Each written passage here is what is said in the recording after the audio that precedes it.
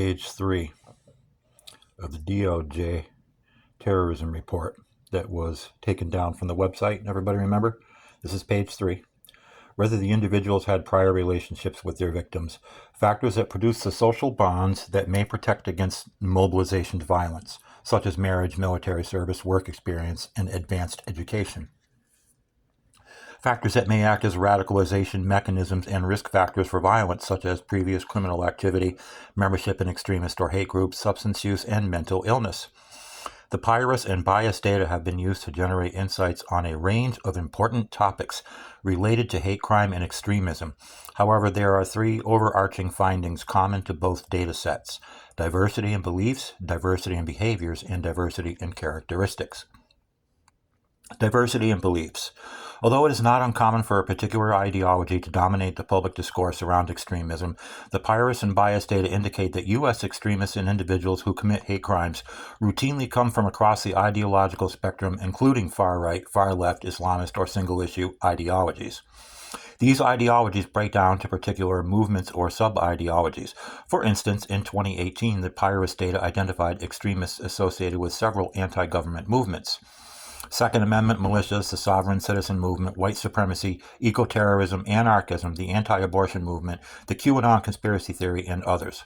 The prevalence of particular movements can ebb and flow over time depending on political climate and law enforcement priorities, but at no point in recent U.S. history has one set of beliefs completely dominated extremism or hate crime activity.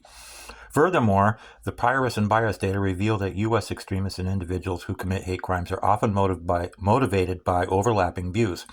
For instance, it is common for individuals from the anti-government militia movement to adopt views of white supremacy, or for those from the extremist environmental movement to take part in anarchist violence.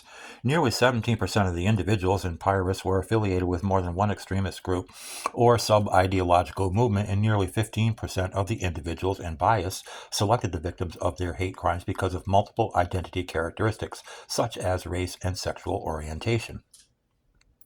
Diversity in behaviors. Although radicalization to violence has been a primary topic in extremism and hate crime research, the PIRUS and bias data indicate that U.S. extremists and individuals who commit hate crimes often engage in a range of violent and nonviolent criminal activities. Indeed, 42% of PIRUS and nearly 30% of bias individual actors engaged exclusively in nonviolent crimes, such as property damage, financial schemes, and illegal demonstrations. Moreover, the violent outcomes represented in the PIRUS and bias data vary in scope and type. For instance, approximately 15% of those in bias committed or planned to commit mass casualty crimes, while the remaining subjects targeted specific victims. Similarly, nearly 50% of those in bias did not premeditate their crimes, but rather acted spontaneously after chance encounters with their victims. Diversity in characteristics. One of the more common conclusions of recent research on radicalization is that no single profile accurately captures the characteristics of the individuals who commit extremist and hate crimes. The PIRUS and bias data support this finding, revealing that background characteristics vary considerably depending on ideological affiliations.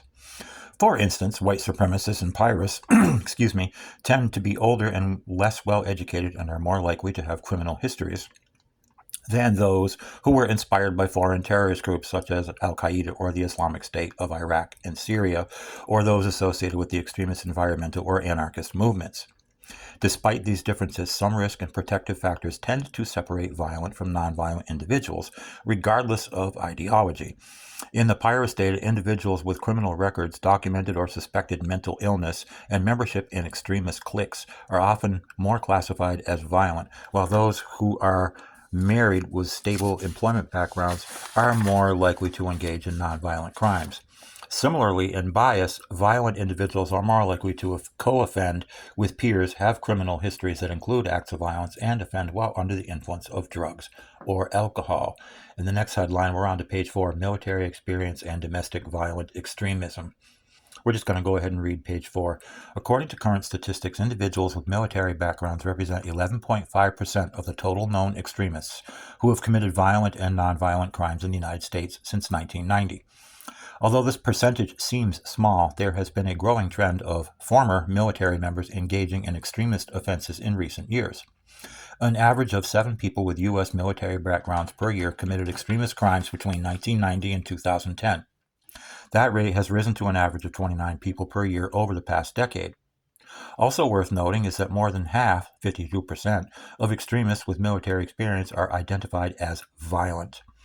Given the growth of violent domestic extremism among military personnel, the relationship between military service and radicalization has become a major concern.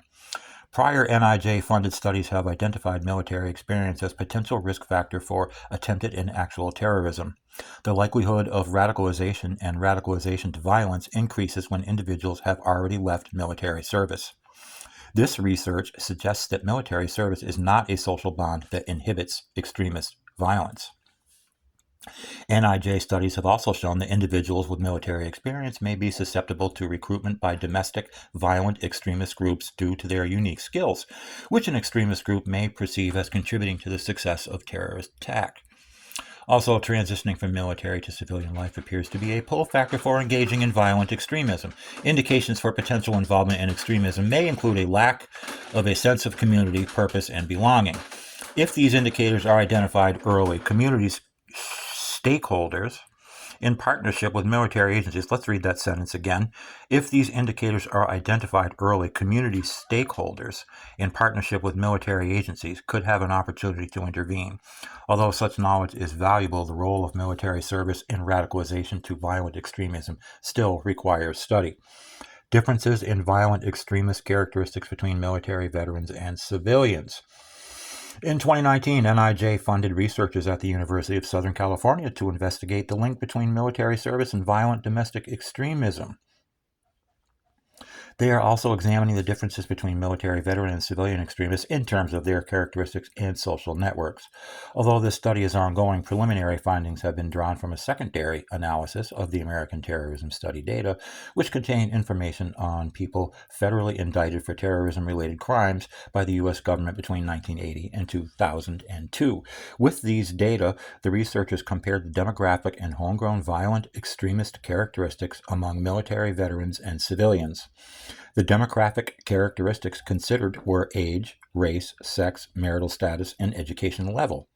The homegrown violent extremist characteristics consisted of the length of group membership, type of terrorist group, role in the group, mode of recruitment into the group, primary target, and the state of indictment. The research team observed significant differences between military veteran and civilian extremists across both demographic and homegrown violent extremist characteristics. First, they found that military veteran and civilian extremists differed with respect to age, sex, and marital status. Specifically, individuals with military service who engaged in homegrown violent extremism were more likely to be older, male, and in marital or cohabiting relationships than civilians who engaged in homegrown violent extremism.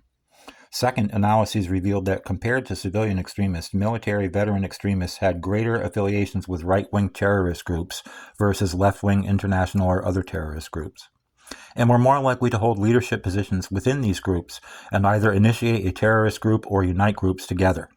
Finally, other than government, federal officials, or buildings, which were the primary targets across all groups, the primary targets of veterans were diverse social groups, such as those belonging to racial, ethnic, and religious minority groups. And we'll stop with this video for now.